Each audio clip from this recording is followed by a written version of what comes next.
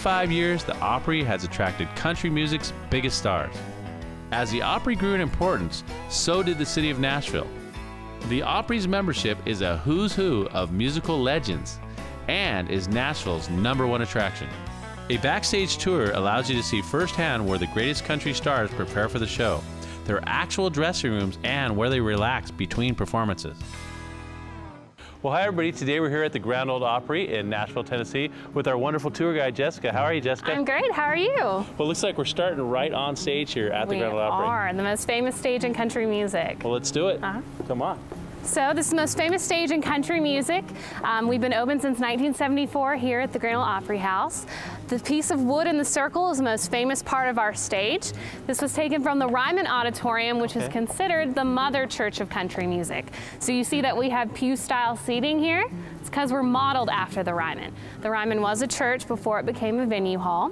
But everyone from Patsy Cline to Hank Williams Sr. has performed on this circle of wood right here. This is a great view here, and I'm sure the acoustics in here are amazing. They are great. They really are. Tell me about back here. How's this all set up? So this is, the barn is usually stationary. It's been the backdrop for as long as I can remember. Of course, you see you've got 650 WSM, which is the radio station that broadcasts the Grand Ole Opry. We're the longest running live radio show in the world. Wow. We've been on the air since 1925. And there's two kinds of music, right? Country and Western? Is that what they say? Well, I mean, and bluegrass. And there's bluegrass, there's gospel. We have all those artists that are here. Yep. They all come here. When they come here, they can see all different types of music. They can see all different types of music. Yep, country, western, bluegrass, gospel. We've got sometimes a little soul. You know, we have guests that come. Sure. Let's see, Lisa Marie Presley performed here last year in August. She made her debut. Jack Black has performed on this stage. Wow. Even Lassie has given a few barks into a microphone before. Well, that's amazing. Well, I know we're going to get to see the backstage, kind of get behind the scenes here, huh? Behind the scenes, see the green room, all the intimates in the dressing room. Well, let's go on and do it. All right, sounds great. Jessica, so this is the artist entrance, huh? It is. This is where all of the artists, they enter and exit the night of our shows. Okay. We also call it our Star Walk. That's because obviously the stars enter here, but we have shrubbery on either side in the shapes of stars. Oh. But the most important part of the walkway is the fountain of the little girl down there at the end. That was given to us by Miss Sarah Ophelia Colley Cannon. Now, that was her maiden name. Quite a name. But she's known better by a stage name, that being Miss Minnie Pearl. Oh my gosh. Yes. Yeah. So that fountain was given to Minnie Pearl by her husband on their 25th wedding anniversary. And it stayed in her garden until she passed away in 1996. And then it was given to us here at the Grand Ole Opry House. Now we're just going to head right through these doors, just like the artist would. So Jessica, this is where they all enter in, and this is the first thing they see. They are greeted, yes, by this gentleman here with the fiddle. This is Mr. Roy Acuff, and this place is considered the house that Roy built. Wow. He had a lot to do with getting the Grand Ole Opry show its 6th and final home right here. And Roy always opened every Grand Ole Opry show and always closed every Grand Ole Opry show while he was alive. This place was so important to him. And he was usually the last one here and the first one here, but his commute for the last 10 years of his life wasn't too bad. It was only about 3 minutes because he actually lived on the property here. So that really was his house out there? Yes, that really was his house that you saw, yeah. Wow, yeah. They built that for him after his wife Mildred passed away. Okay. So he lived there, and he actually kind of suffered from insomnia in his later years, so they would leave the outside backstage doors unlocked for him at night so he could come and go as he pleased. And they tell us his favorite spot to write songs was up in the balcony really late at night. And you can definitely still feel his presence in this building. That's amazing. And then we have somebody else over here who is very, very important to the Grand Ole Opry, which is Miss Minnie Pearl, right? That's Miss Minnie Pearl, yeah. She's known as the Queen of Country Comedy. And she's really well known for two things. First is her greeting, her howdy. I remember that. Yeah. And then the $1.98 price tag. Yeah, right on there. On all of her hats.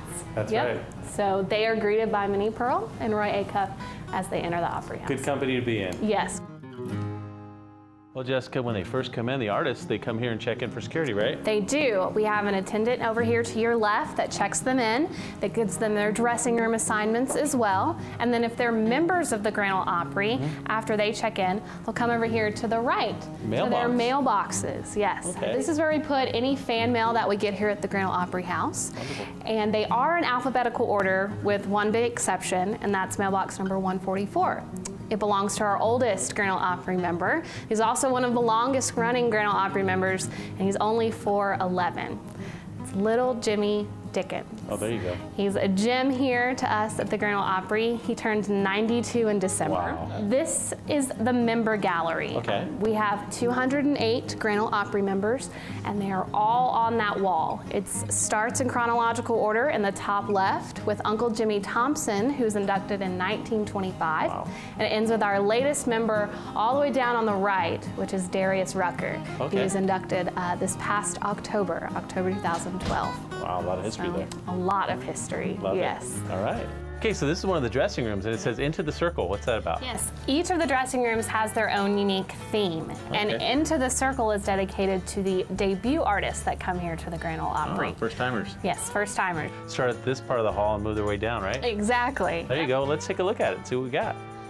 So do all of them have a piano like this? Not all of them. Okay. A lot of them do. We actually have 18 dressing rooms. Okay. They're numbered 1 through 19 because we're a little superstitious, so they left out the number 13. Oh, yeah, like in some hotels. Right? Exactly. Yeah, exactly. But a lot of them have pianos, a lot of them have guitar amps, you know, because the artists will just jam before the show Get warmed in their up. dressing room.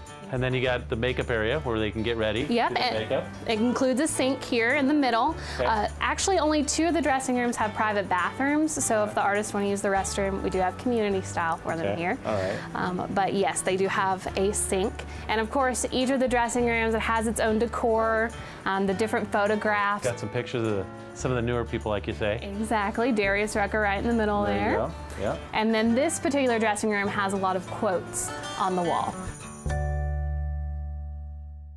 Well, this one says Cousin Minnie. Is there a reason for that? It's dedicated to Minnie Pearl. Oh my gosh, this is a big one, huh? It is. It's actually my favorite, and I hope you'll see why. Let's go on in. Go ahead, I'll follow you.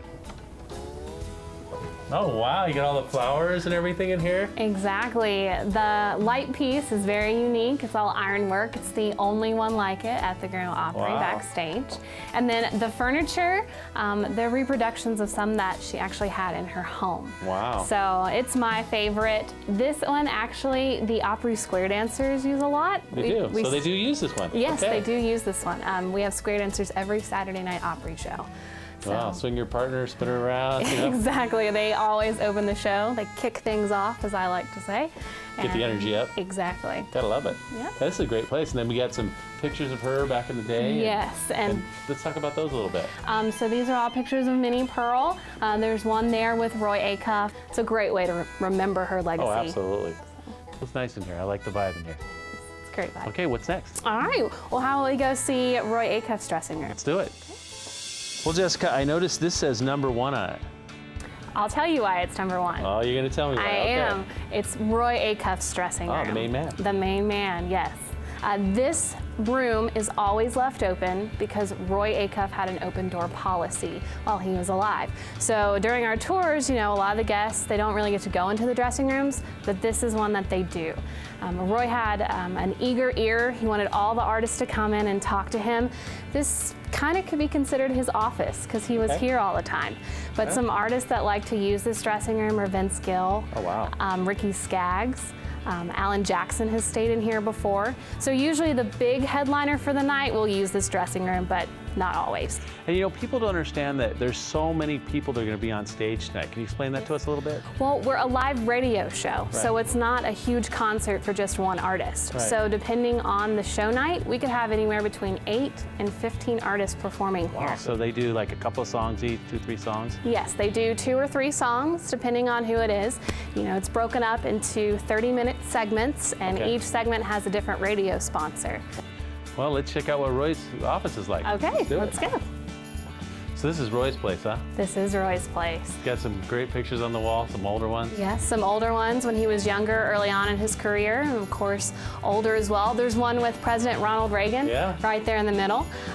Also, Roy taught President Nixon how to yo-yo on our Grand Ole Opry stage. Wow. Yeah, when we opened here in '74, Nixon actually came for the opening of this building.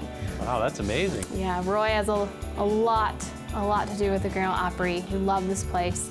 Gotta love it. And then right outside of here is where the green room is, right? Yes, right over there is the green room. Let's check that out too.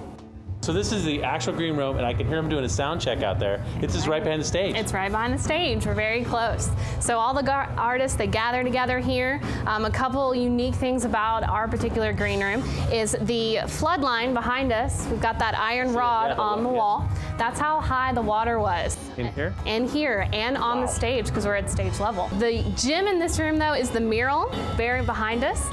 This was actually here before the flood. This was done by Archie Campbell. He's one of the famous hee-haw comedians. Oh, okay. Yeah, I remember. He played the barber a lot on the show. Absolutely. But Archie was asked to close his eyes and picture what the Grand Ole Opry show meant to him, and he said organized chaos. And as you can see, it's organized chaos up there. There's a lot of artists, and Archie actually drew himself in the mural. The gentleman with the white jacket holding the stogie is Archie, and his arm around a beautiful lady in a red dress. Hey, if you're gonna dream big, right? Exactly, and he was rumored to have a crush on Miss Dolly Parton. Oh. But it's just a rumor. We don't know if that's fact or not. That's right. Jessica, thanks so much. Oh, thank you for visiting us. What a wonderful tour and what a wonderful place. Oh, thanks. It is full of rich history. It is. But I hear some music playing out there. We got to get out there. We're behind the stage, aren't we? Of course, live music at the Grand Ole Opry. Well, let's do it. Come on. Let's do it. Oh, and one more thing.